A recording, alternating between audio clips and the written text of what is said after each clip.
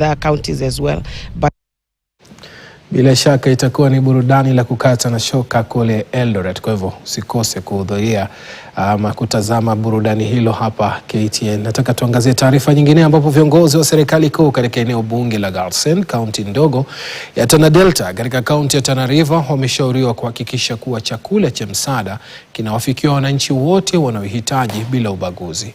Akizungumza katika kijiji cha Mnazini, eneo bunge la Garsen, Seneta Danson Mungatana aliwataka viongozi husika kutotegemea ushawishi wa wanasiasa katika ugawaji wa chakula hicho, akisisitiza kuwa misaada hiyo inapaswa kugawiwa kwa haki na usawa.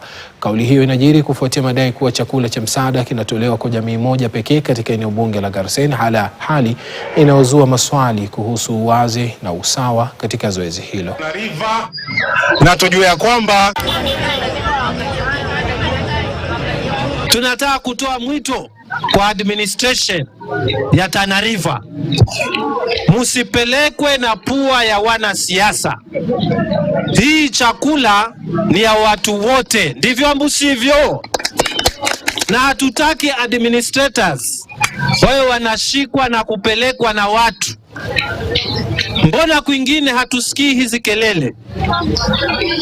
Marsabit County, Garissa County, hatusikii hizi kelele. Lamu hapa hatusikii hizi kelele.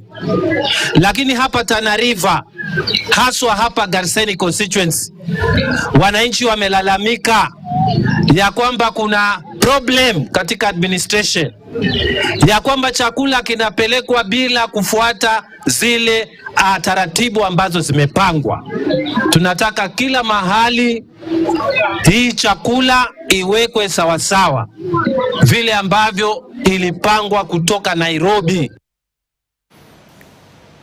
Familia ya polisi wa Kiba NPR kutoka Isiolo James Lojoril